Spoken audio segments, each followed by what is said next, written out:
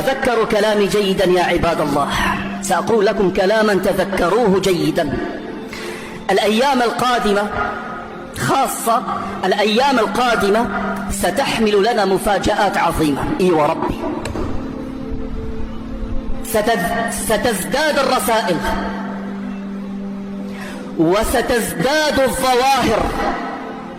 هذا ليس علما بالغيب عشان ما حد يقول الله التنجيم وكذا، لا لا لا لا، هذا علم بسنة الله تبارك وتعالى في كونه. وكل من قرأ القرآن ودرس أحاديث المصطفى صلى الله عليه وسلم علم ذلك يقينا. فنحن على مشارف النهاية. 90% من العلامات الصغرى التي أخبرنا عنها رسول الله صلى الله عليه وسلم قد وقعت. نحن على مشارف النهاية. ممكن هلا كل أسبوع، كل يومين، كل 3 نشاهد ظاهرة، نشاهد حدث كوني. هذه كلها رسائل من الله تبارك وتعالى،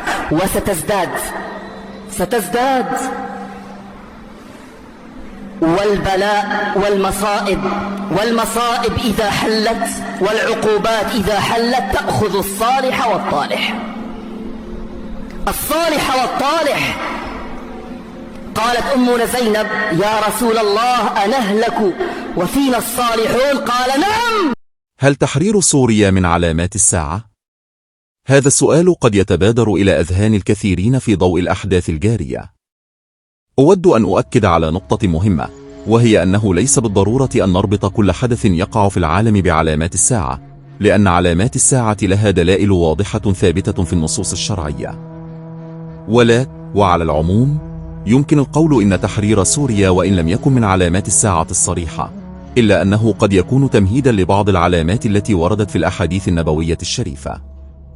ومن هذه العلامات ما يتعلق بظهور المهدي عليه السلام، الذي هو من علامات الساعة الصغر. وكذلك من علامات الساعة الكبرى خروج المسيح الدجال، ونزول عيسى بن مريم عليه السلام الذي سيقتل الدجال. هذه الأحداث العظيمة مرتبطة بالشام وبيت المقدس كما ورد في السنة النبوية.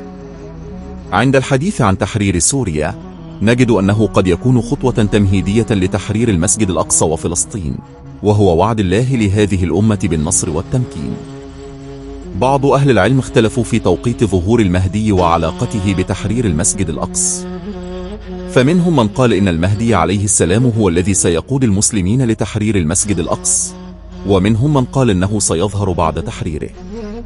وفي كل الأحوال المهم أن تحرير المسجد الأقصى وفلسطين أمر محتوم بفضل الله سبحانه وتعالى. أما علاقة سوريا بهذه الأحداث، فنجد أن الأحاديث تشير إلى الشام كأرض مباركة ستشهد أحداثا عظيمة في آخر الزمان. فعندما ينزل عيسى بن مريم عليه السلام من السماء، سيكون ذلك عند المنارة البيضاء شرقي دمشق كما ورد في الحديث الشريف. في ذلك الوقت يكون المهدي عليه السلام إمام المسلمين، ويصلي بهم صلاة الفجر. وعندما يرى عيسى عليه السلام يتأخر له احتراما وتقديرا، ولكن عيسى عليه السلام يشير إليه ليبقى إماما، فيصلي عيسى عليه السلام خلفه تكريما لهذه الأمة. ومن مناقب هذه الأمة أن النبي صلى الله عليه وآله وسلم قال: آمنا الذي يصلي خلفه عيسى بن مريم. هذا الحدث يدل على المكانة العظيمة لهذه الأمة، وعلاقتها بسوريا تتضح في أن هذه الصلاة ستكون في دمشق عند المنارة البيضاء. بعد ذلك تنتقل الأحداث إلى تحرير فلسطين، حيث يقود المهدي المسلمين في سلسلة من الملاحم الكبرى، منها الملحمة العظيمة التي ستكون في أرض الشام.